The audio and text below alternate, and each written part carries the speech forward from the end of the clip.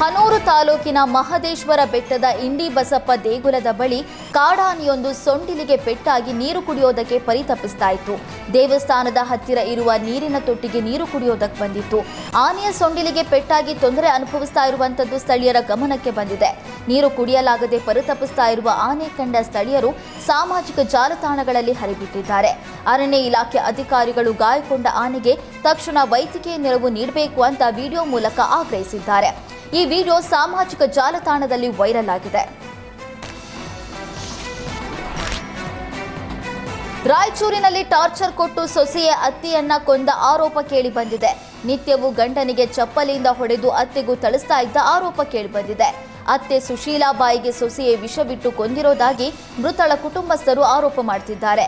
ರಾಯಚೂರು ನಗರದ ಬೆಸ್ತವಾರ ಪೇಟೆಯಲ್ಲಿ ಘಟನೆ ನಡೆದಿದೆ. ರೇವತಿ ವಿರುದ್ಧ ಪತಿ ಬಲಬೀರ್ ಆರೋಪ ಮಾಡಿದ್ದಾರೆ. ಕಳೆದ 18 ವರ್ಷಗಳ ಹಿಂದೆ ರೇವತಿ ಹಾಗೂ ಬಲಬೀರ್ ಮದುವೆಯಾಗಿದ್ರು. ಇಬ್ಬರಿಗೂ ಸುಮಾರು 17 ವರ್ಷಗಳ ವಯಸ್ಸಿನ ಅಂತರ ಇದ್ದಿದ್ರಿಂದ ಆಗಾಗ ಜಗಳವಾಗ್ತಾ ಇತ್ತು. ರೇವತಿಗೆ ಬೇರೊಬ್ಬನ ಜೊತೆ ಸಂಬಂಧ ಇರೋದಾಗಿ ಬಲಬೀರ್ ಆರೋಪಿಸಿದ್ರು. ಇದೇ ಕಾರಣಕ್ಕೆ ಪತ್ನಿಯ ತಾಯಿ ಸುಶೀಲಾಬಾಯಿಗೆ ವಿಷ ಕುಡಿಸಿ ಕೊಲೆ ಮಾಡಿದ್ದಾಗಿ ಆರೋಪಿಸಲಾಗಿದೆ.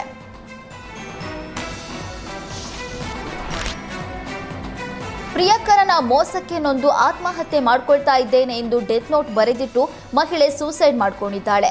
ವಿಜಯನಗರ ಜಿಲ್ಲೆಯ ಹಡಗಲಿ ತಾಲೂಕಿನ ಮದಲಕಟ್ಟಿ ಗ್ರಾಮದ ತುಂಗಾಭದ್ರಾ ಸೇತುವೆ ಮೇಲಿನಿಂದ ಹಾರಿ ಆತ್ಮಹತ್ಯೆ ಮಾಡಿಕೊಂಡಿದ್ದಾಳೆ. ಮಹಿಳೆ ಸೇತುವೆಯಿಂದ ಜಿಗಿತಾ ಇರೋದನ್ನ ಬೈಕ್ ಸವಾರರು ಗ್ರಾಮಸ್ಥರಿಗೆ ತಿಳಿಸಿದ್ದಾರೆ. ಅಕ್ಕಪಕ್ಕದಲ್ಲಿದ್ದ ಮೀನುಗಾರರು ಮಹಿಳೆಯನ್ನು ರಕ್ಷಿಸುವುದಕ್ಕೆ ಪ್ರಯತ್ನಿಸಿದ್ದಾರೆ.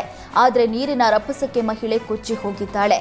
ಪೊಲೀಸರು ಹಾಗೂ ಅಗ್ನಿಶಾಮಕ ಸಿಬ್ಬಂದಿ ಶೋಧ ಕಾರ್ಯ ನಡೆಸಿದ್ದಾರೆ.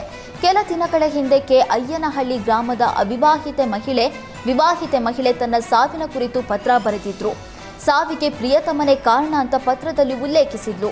ಈಗ ಕಾಣೆಯಾದ ಮಹಿಳೆ ಮತ್ತು ಅಯ್ಯನಹಳ್ಳಿ ಗ್ರಾಮದಲ್ಲಿ ಪತ್ರ ಬರೆದಿಟ್ಟ ಮಹಿಳೆಯು ಇಬ್ಬರು ಒಬ್ಬರೇ ಅನ್ನುವ ಸಂಶಯ ವ್ಯಕ್ತವಾಗಿದೆ.